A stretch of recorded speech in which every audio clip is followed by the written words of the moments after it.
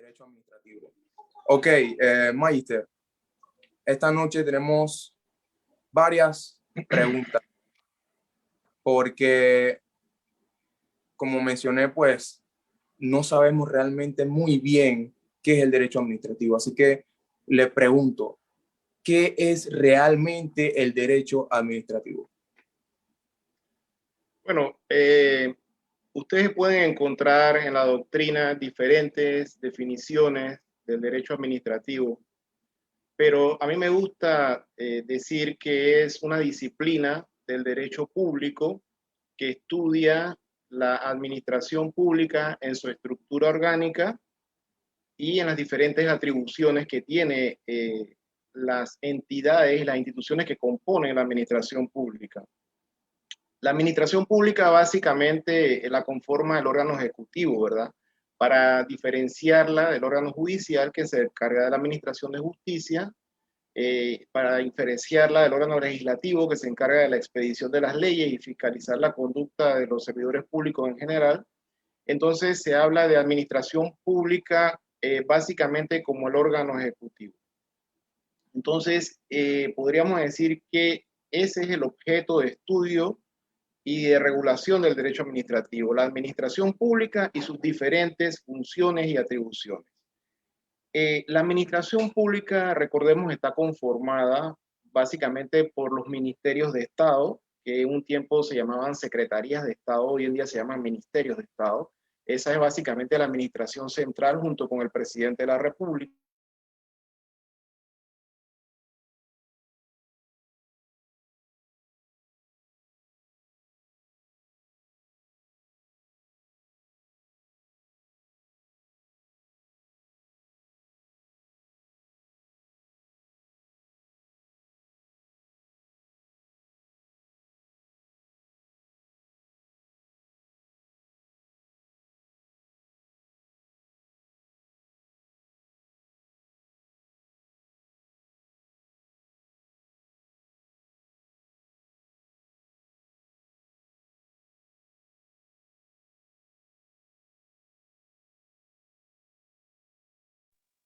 Sí. Retomamos la respuesta. ¿Me escuchan? Sí, adelante, continúe, Sí. Magister. Parece que hubo una pérdida de señal. Les decía que parte de la administración pública también son las instituciones llamadas instituciones autónomas, que son aquellas cuyas leyes orgánicas les dan la capacidad de tener un patrimonio propio, es decir, bienes, de administrarlos y de tomar ciertas decisiones internas. Es el caso, por ejemplo, de las llamadas autoridades, la autoridad de los servicios públicos, la autoridad de tránsito y transporte terrestre. Todas esas autoridades tienen autonomía para administrar su patrimonio y para tomar decisiones internas. Entonces, ese es un segundo nivel de la administración pública. Hay otras entidades que también se le conocen como descentralizadas, que están ejerciendo funciones técnicas dentro de un ministerio, es decir, actúan bajo la dirección de un ministro, pero no tienen la capacidad de tener patrimonio propio ni de tomar sus decisiones internas. Esa administración pública también está conformada por entes fiscalizadores o vigilantes de algunos temas técnicos. Ahí tenemos el caso, por ejemplo, de la Contraloría General de la República, de la Defensoría del Pueblo, de la Superintendencia de Bancos, de la Superintendencia del Mercado de Valores. O sea, son entes que fiscalizan ciertos temas técnicos y ciertos servicios públicos que brinda la administración pública.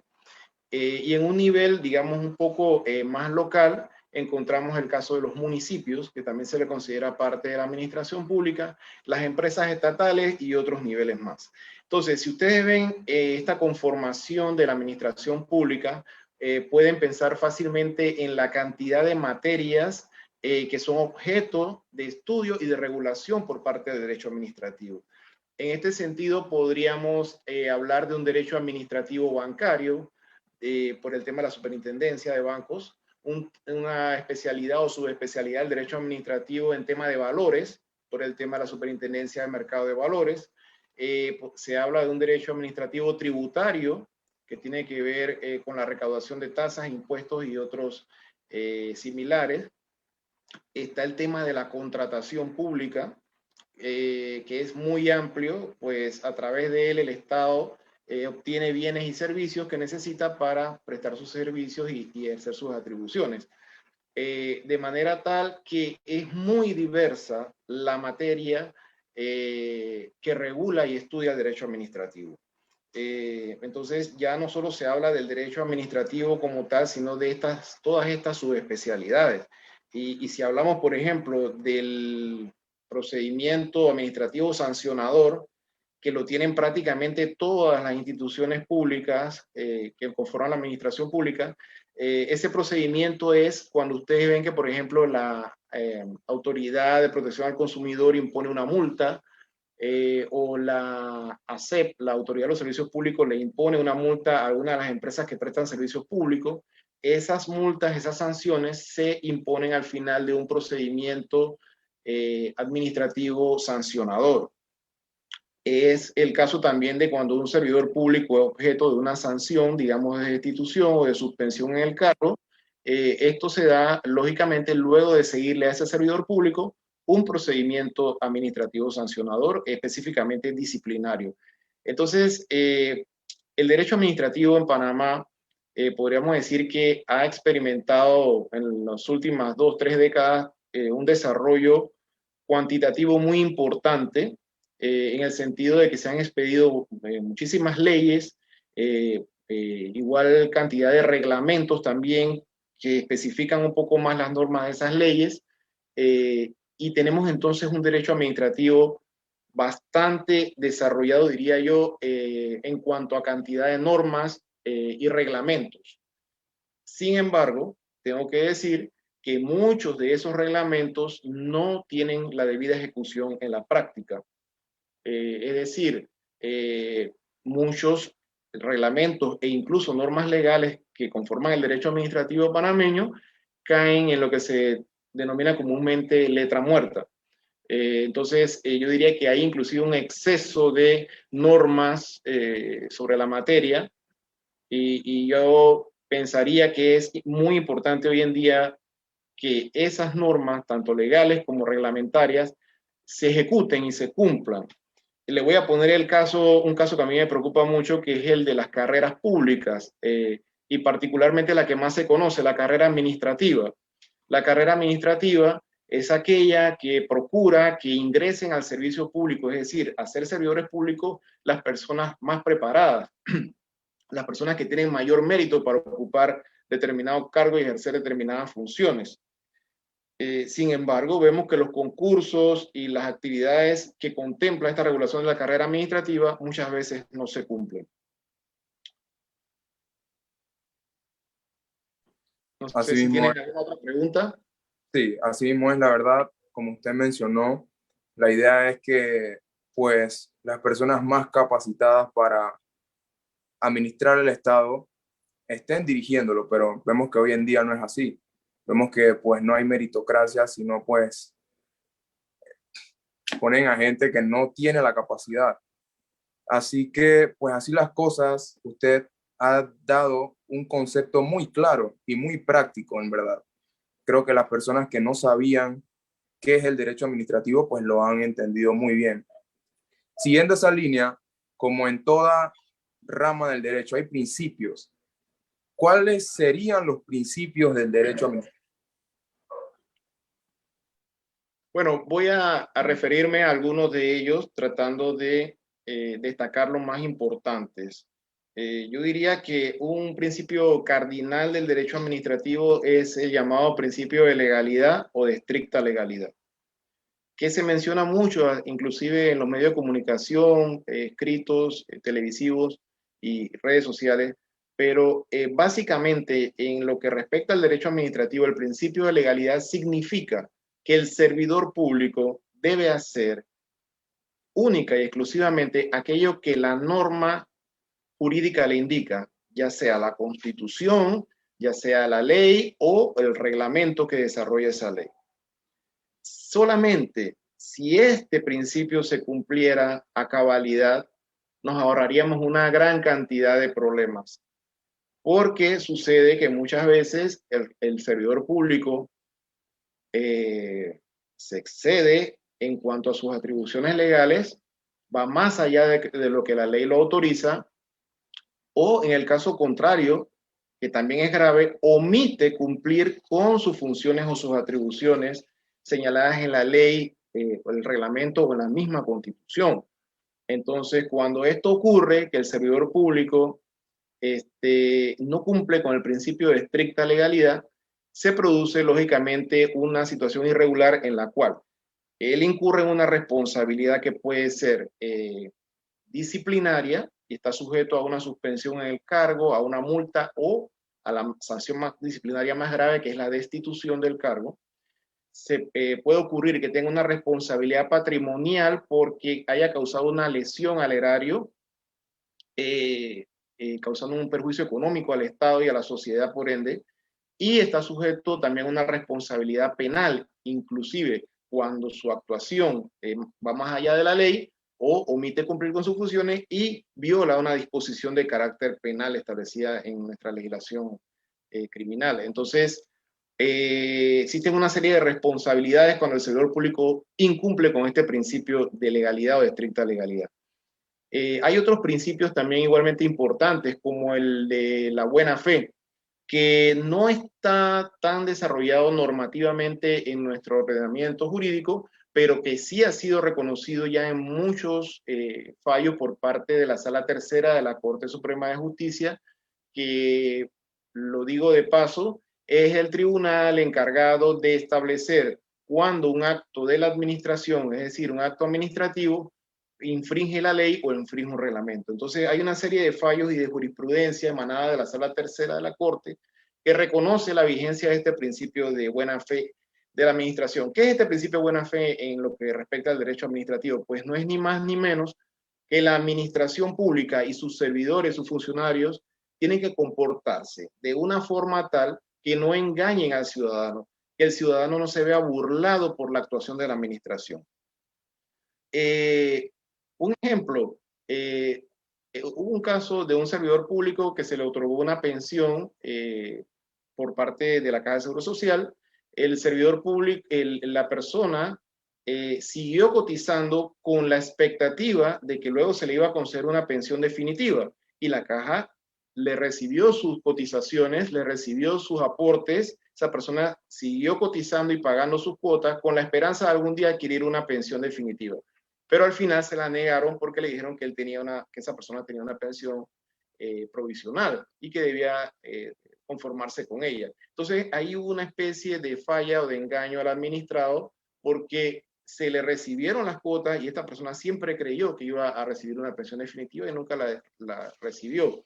Y así, hay una serie de casos en donde la persona que actúa frente a la administración se ve burlada o engañada por una falla de esta administración. Entonces ahí se viola lo que se conoce como el principio de buena fe, que también ya ustedes lo conocen como estudiantes de Derecho en materia civil, pues de que con las partes cuando contratan tienen que actuar de buena fe. Acá también se traslada al tema del derecho público, del derecho administrativo, en el sentido que les acabo de explicar.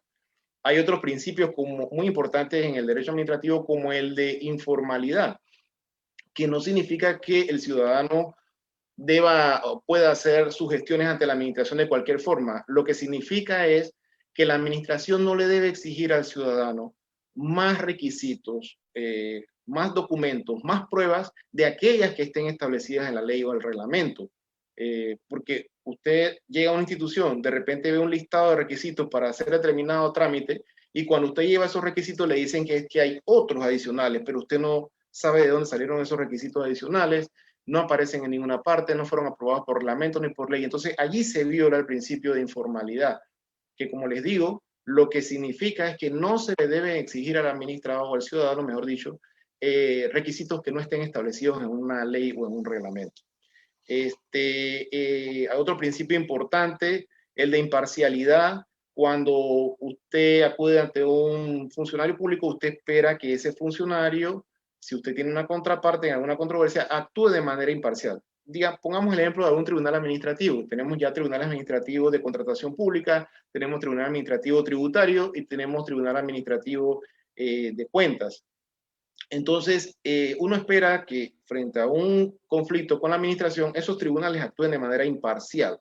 que es de manera imparcial, que los magistrados que integran estos tribunales no tengan un interés a favorecer a la administración o un interés particular en el caso, sino que actúen con la mayor objetividad y que le den la razón, ya sea al ciudadano o a la administración, dependiendo de a quién favorezca las disposiciones legales. Entonces, estos son algunos de los principios cardinales. Por supuesto, también se aplica el principio del debido proceso legal, que como ustedes conocen como estudiantes de Derecho, lo que significa, y es muy parecido al principio de legalidad, que los trámites se deben desarrollar ante la administración pública conforme están establecidos en la ley o en el reglamento que regule el tema de que se trata. Esos serían algunos ejemplos que le podría dar en este momento.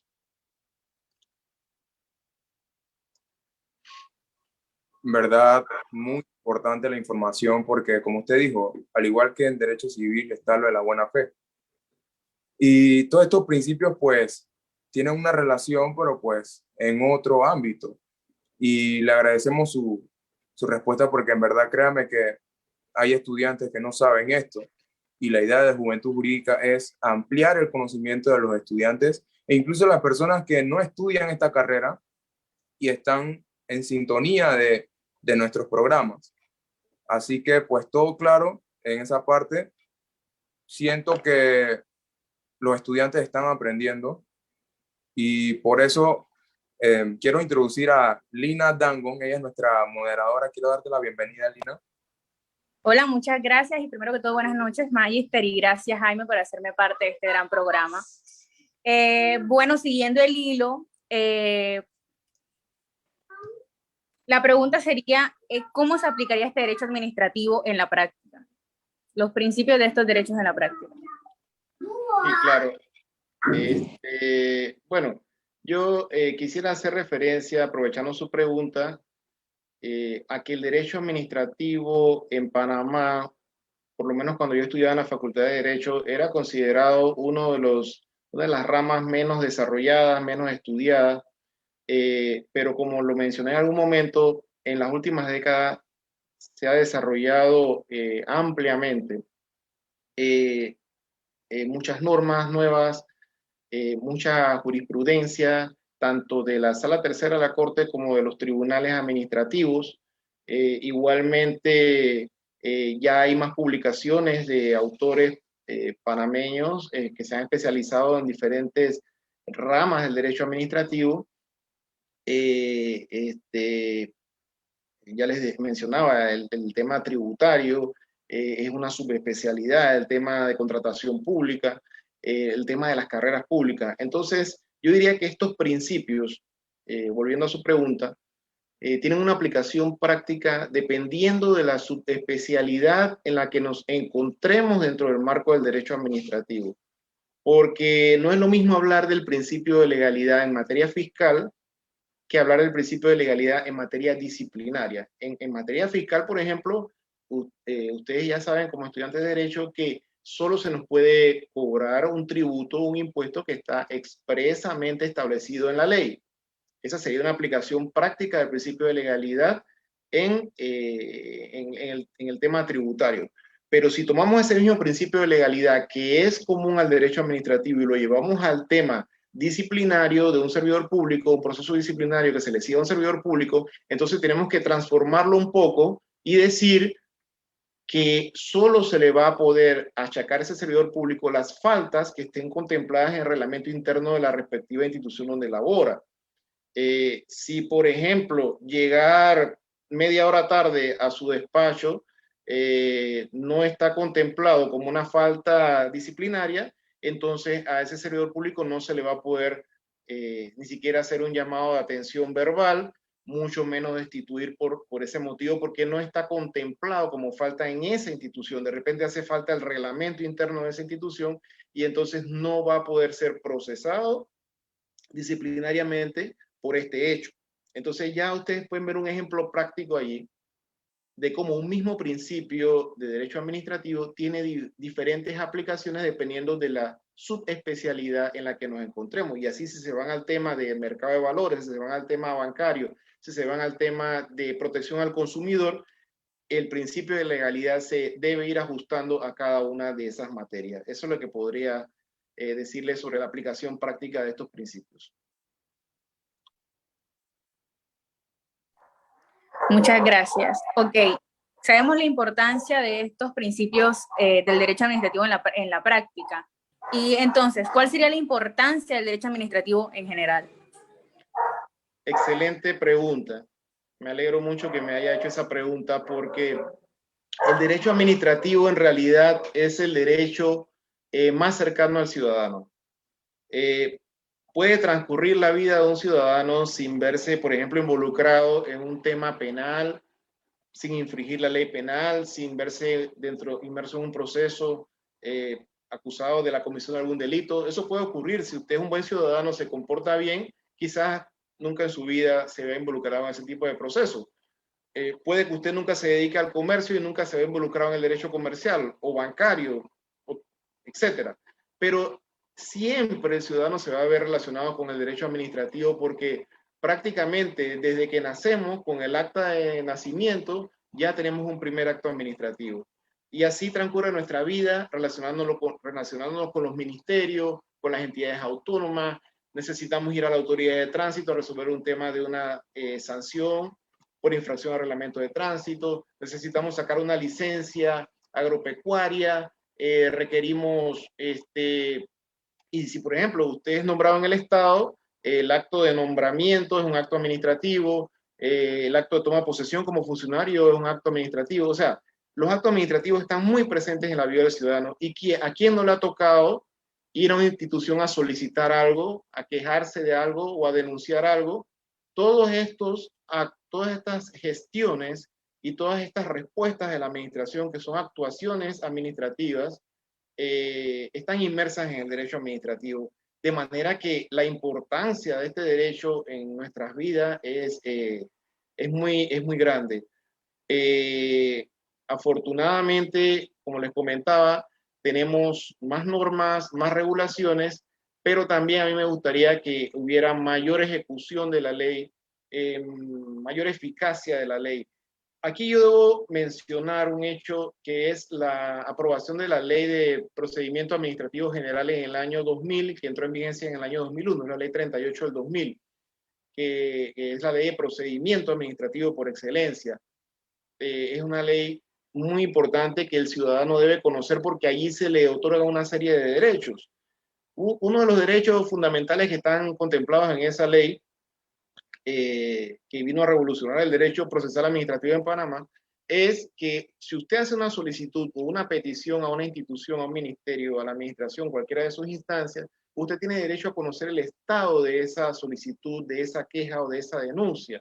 Es un derecho que usted tiene, no es que necesita rogarle al funcionario que le indique cómo está su trámite, es un derecho a saber cómo está su trámite, a que a los 30 días de haber sido presentada la solicitud o la queja, se le indique qué gestiones se han realizado. Y de no hacerlo de esta manera el servidor público incurre entonces en faltas y en responsabilidades como la que yo mencioné anteriormente. Entonces, por ejemplo, esa es una ley que yo recomiendo que la lea no solamente los estudiantes de Derecho y abogados, sino los ciudadanos en general. En esa ley también se menciona que la persona solamente debe utilizar los servicios de un abogado cuando la ley le exige utilizar abogado. En otras palabras, un ciudadano puede hacer una serie de trámites ante las instancias de forma directa, siempre y cuando la ley de esa instancia no le exija la presencia o la intervención de un profesional del derecho. Entonces son muchos temas que yo diría que le dan relevancia al derecho administrativo en la vida de todo ciudadano. Ok, en verdad esto es muy importante. Como menciono, después de que usted termine cada pregunta, en verdad esto es una materia muy importante. Y me ha pasado que pues en la universidad siento que no he tenido la educación necesaria para realmente conocer qué es esto, cómo se maneja, cómo se aplica. Usted fue profesor a nivel universitario. Aquí estamos tratando con muchos estudiantes a nivel universitario.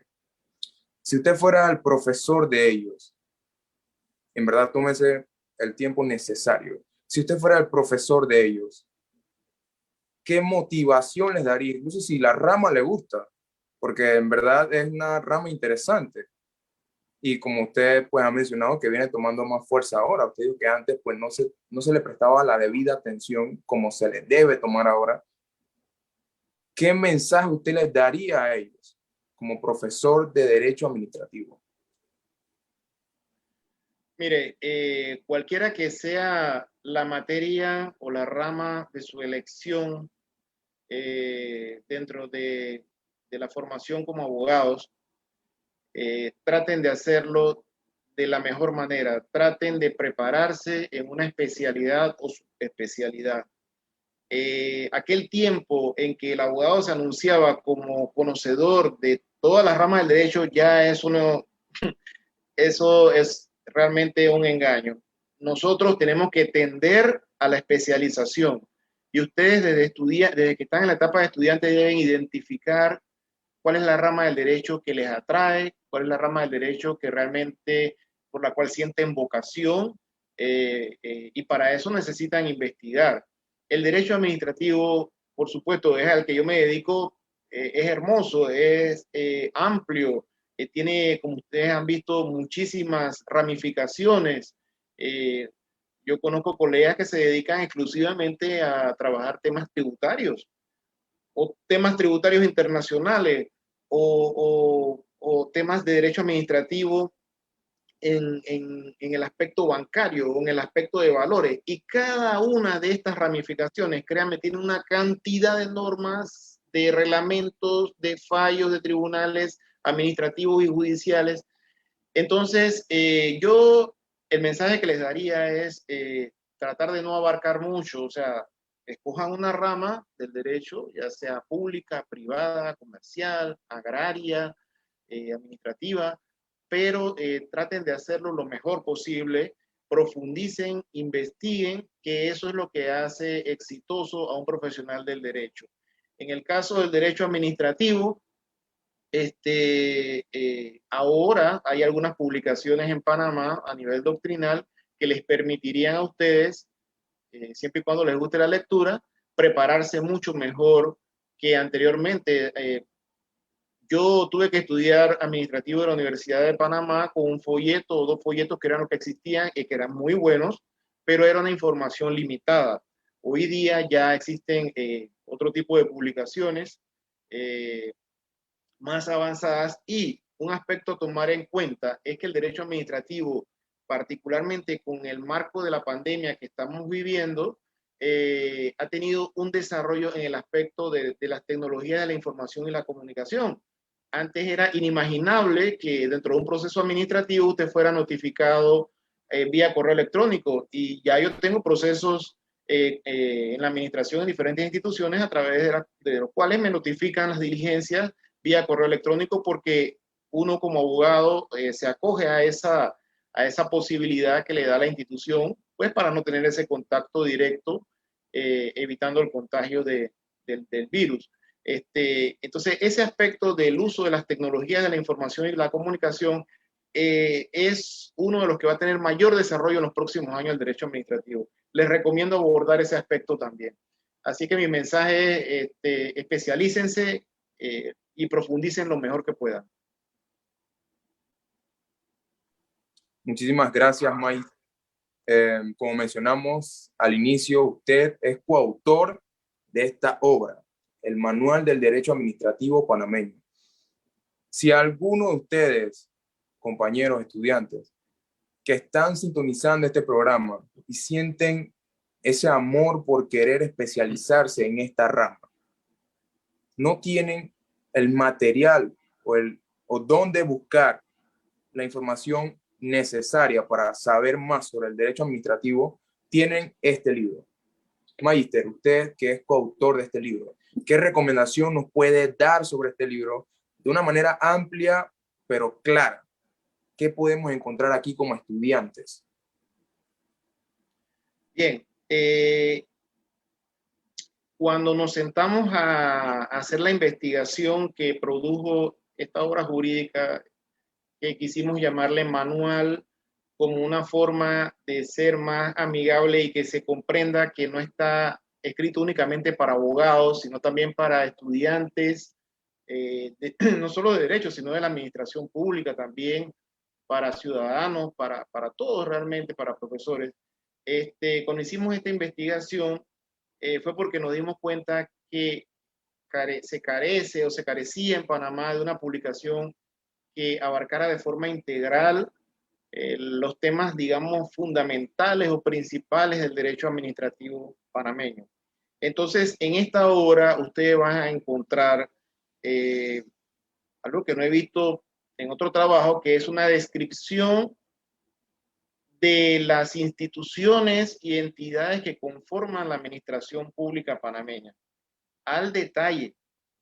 Quizás se nos habrán escapado algunas pocas por allí, pero allí van a encontrar una descripción de los diferentes ministerios de Estado, de las diferentes entidades autónomas, con mención de las leyes que las regulan, sus modificaciones y reglamentos, de las entidades descentralizadas, de los municipios, de las empresas estatales, de los patronatos, que inclusive rigen algunos hospitales, de algunos institutos.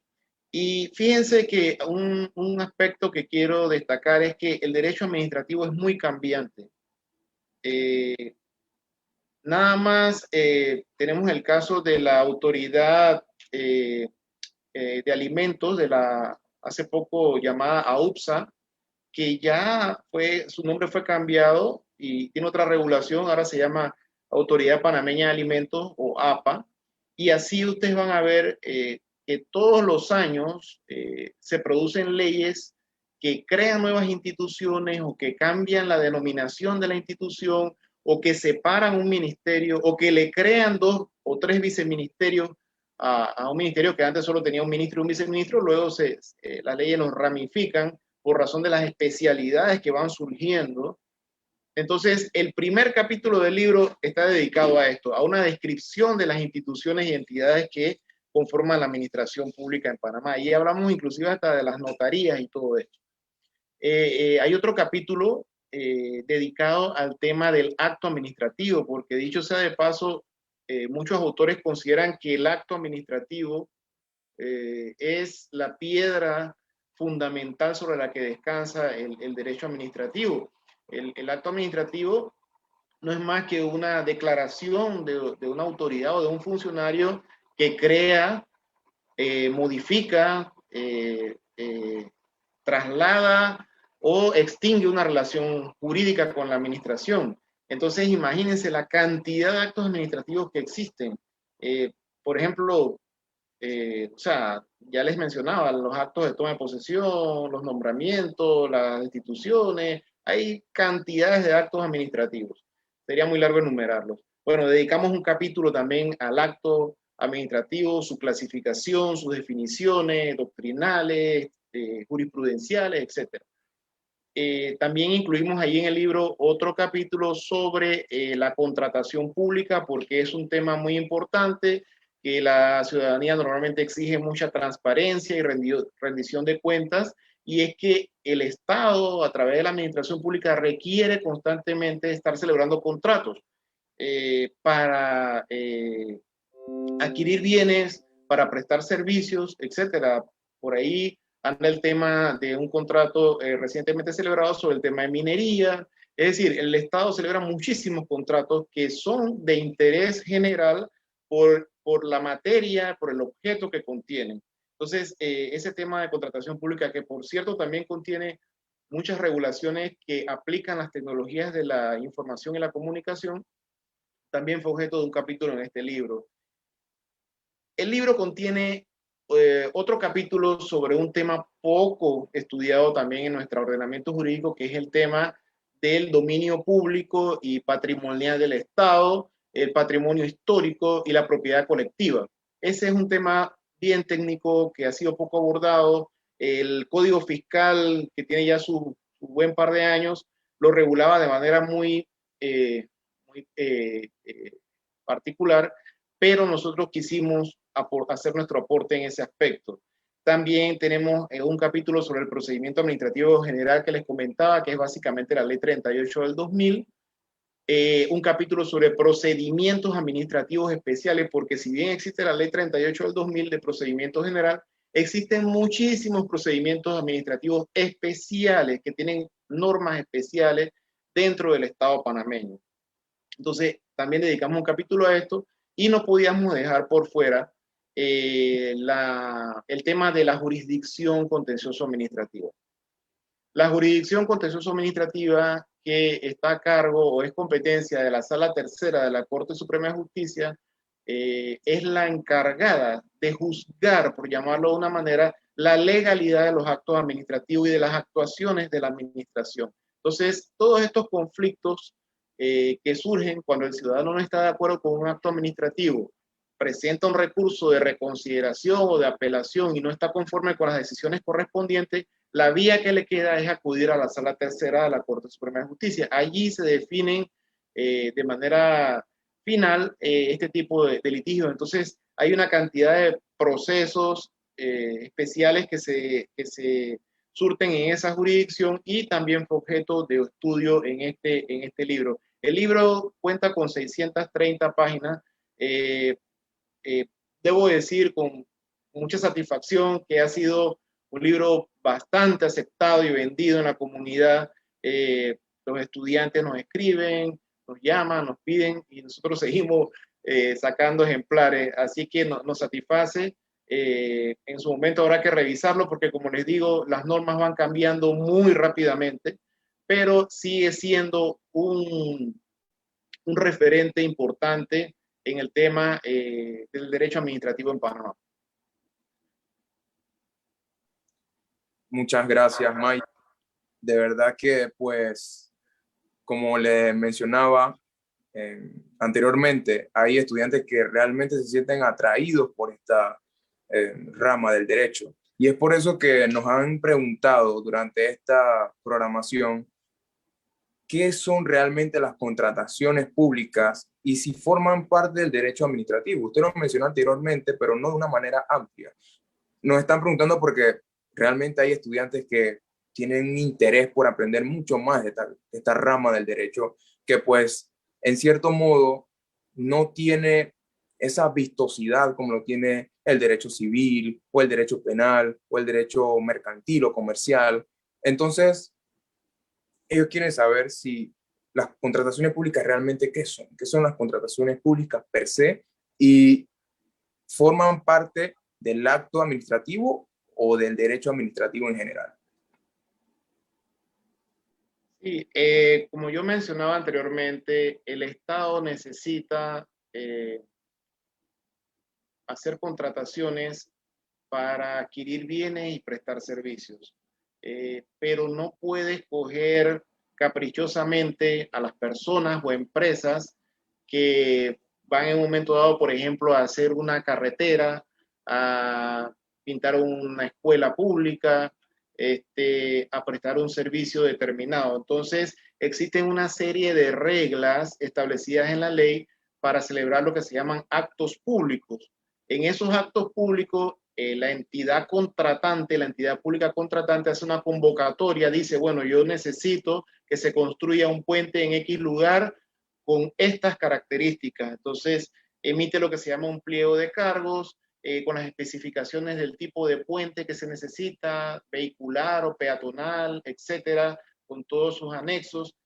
Y las empresas o empresarios interesados en ganarse ese contrato acuden y hacen sus ofertas, hacen su propuesta económica, técnica de cómo pueden construir ese puente, ajustándose lógicamente a lo que se establece en el pliego de cargo que emite la institución. Entonces, se hace una ponderación de las diferentes propuestas o de los diferentes empresarios que acuden a este acto y se debe escoger, en algunos casos, la propuesta que sea económicamente más conveniente para el Estado, es decir, para todos nosotros los asociados, porque al final de cuentas el Estado administra nuestro dinero, o la propuesta que técnicamente resulte más conveniente. No siempre el precio más bajo es el que le conviene al Estado. Hay que ver el tema de la calidad de la obra también.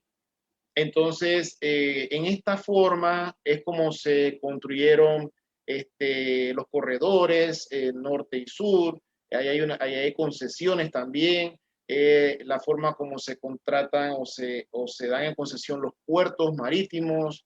Es la forma como el Estado compra papel, bolígrafos, todo el material de oficina que se necesita en las diferentes instituciones públicas, inclusive a veces los contratos de arrendamiento, muchas veces las instituciones necesitan arrendar locales para funcionar. Es decir, ahí podemos tener un buen ejemplo de la cantidad de temas que implica la contratación pública. Entonces, a veces surgen conflictos entre los que participan en ese acto público, porque una empresa dice, mi propuesta es mejor porque la calidad de la obra que estoy proponiendo es superior a la del otro participante. Surgen conflictos. Estos conflictos anteriormente los decidía la misma institución que convocaba al acto público, pero afortunadamente hemos evolucionado en ese aspecto y hoy en día existe tanto una dirección de contratación pública que orienta estos procesos de actos públicos, como existe un tribunal administrativo de contratación pública que se ha especializado en el tema y cuyos magistrados son personas también que han estudiado la materia y se han preparado con esa especialidad. Entonces, estas decisiones del Tribunal Administrativo de Contrataciones Públicas no finalizan ahí. Esas decisiones pueden ser revisadas ante la Sala Tercera de la Corte Suprema de Justicia, quien por norma de la Constitución Política es la que tiene la última palabra y emite la sentencia final, definitiva y obligatoria. Y esto va pues a esa Sala Tercera, donde está integrada por 3 magistrados que se especializan en derecho administrativo. Entonces, yo diría que, bueno, esa es una descripción bastante genérica de cómo funciona el tema de contratación pública. Tenemos otra pregunta, ya que esta ha quedado muy clara. En mi concepto esto ha sido tan claro, pues que nos han hecho otras preguntas y esta es la última ya para ir finalizando y luego dar una recomendación sobre esta obra que, como usted dijo, tiene más de 500 páginas, por lo completo que es. Quizás el estudiante que no ha sentido esa satisfacción dando esta materia, pues aquí lo puede encontrar. Una última pregunta, ya que usted lo mencionó anteriormente, en materia tributaria. ¿Qué relación tiene el derecho tributario con el derecho administrativo? ¿Y cuál es la función del procurador de la administración? Bien, la mención nuevamente del libro que usted hace me permite retomar el tema del consejo a los estudiantes. Yo les diría, no esperen a que su profesor les dé todo ni le indique todo. Cuando uno está ya a nivel universitario, uno debe tener la capacidad de investigar cosas, de buscar información, y más que estamos en una era en la que a través del teléfono inteligente o de la computadora podemos encontrar muchísima información, no solamente nacional, sino también de derecho comparado. Así que también les diría que, bueno, cuentan con esta obra, por lo menos que yo considero que es básica para quien desee incursionar en el derecho administrativo panameño. En cuanto a su pregunta del derecho tributario, por supuesto, les mencionaba que es otra rama del derecho administrativo que también, bueno, es antigua en derecho administrativo. El tema de cobro de tributos y de impuestos es antiquísimo.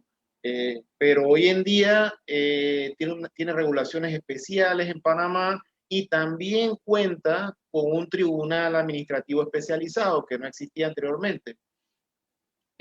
Así que hay un tribunal tributario que ve estos temas de manera técnica y de manera especial y cuyas decisiones también pueden ser objeto de revisión ante la Sala Tercera de la Corte Suprema de Justicia. Quiero mencionar que estos tribunales administrativos, su avance consiste en que allí hay profesionales del derecho que se han especializado en estos temas tributarios, por ejemplo, en este caso el tributario, ya sea por formación académica o por experiencia. Entonces, están especializados en el tema, manejan estas leyes, estas normas a diario, y por ley están obligados a emitir decisiones objetivas.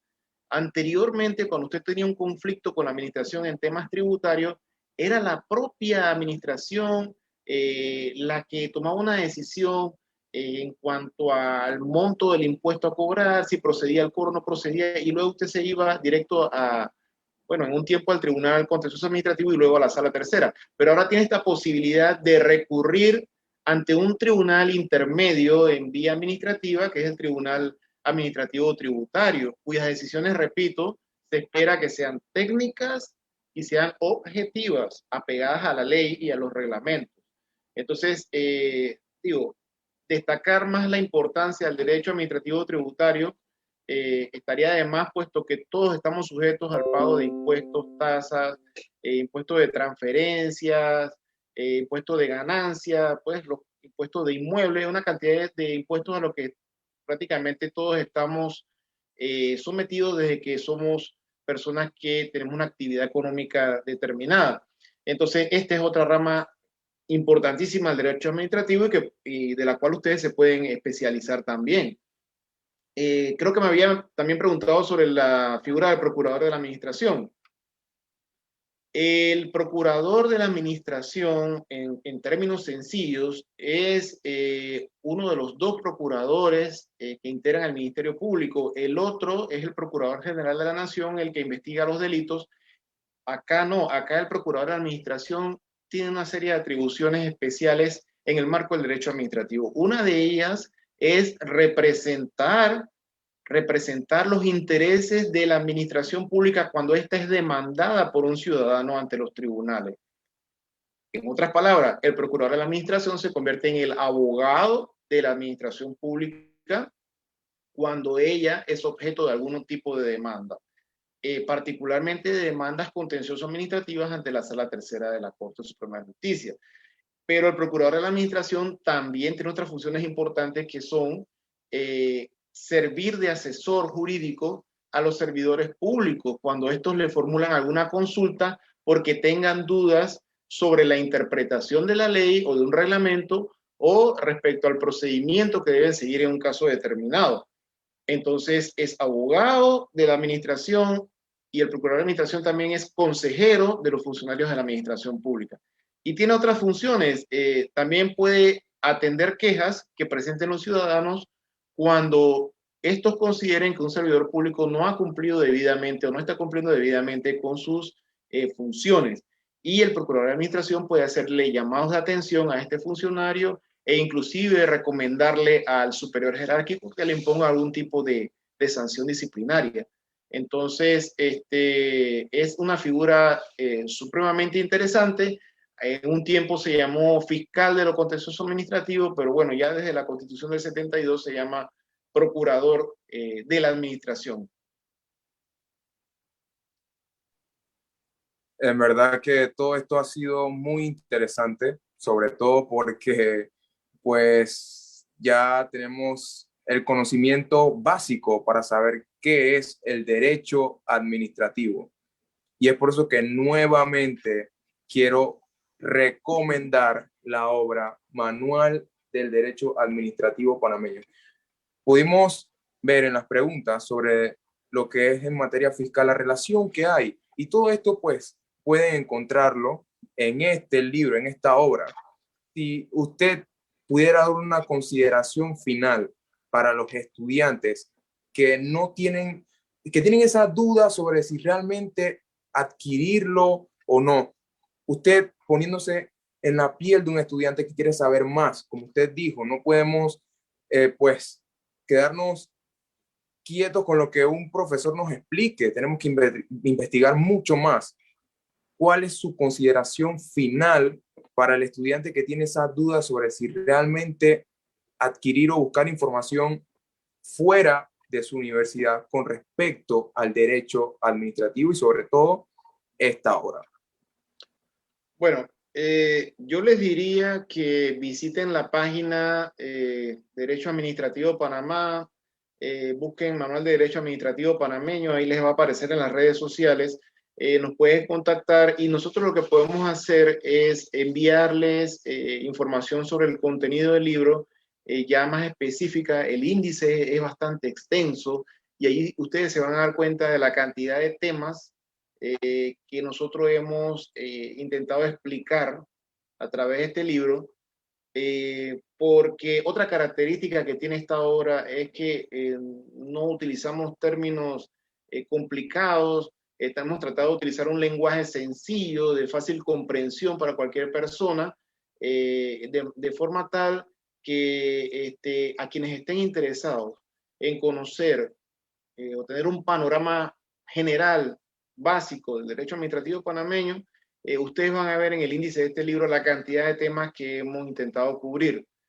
Por supuesto, no hemos agotado todos esos temas, pero una vez ustedes se leen esta obra, créanme que van a tener una idea bastante clara de qué consiste el derecho administrativo, hasta dónde puede llegar en el caso de nuestro país. Así es que los invito a conocer la obra, a repasar el índice, a contactarnos a través de las redes sociales y nosotros con mucho gusto le podemos profundizar en los aspectos que ustedes deseen. El libro contiene jurisprudencia, alguna doctrina que consideramos esencial citar, algunos autores que aclaran algunos conceptos que no están claros en nuestra legislación. Nos tomamos el detalle de incluir cada una de las referencias de las gacetas oficiales que contienen las leyes y los reglamentos más importantes, de forma tal que ustedes tienen ahí una cantidad de información que pienso que les va a ser muy útil. Queremos darle muchísimas gracias por su ponencia en nuestro programa de hoy. Queremos agradecer a todas las personas y mucho más a los estudiantes que se han quedado hasta el final prestando la atención a esta información muy valiosa.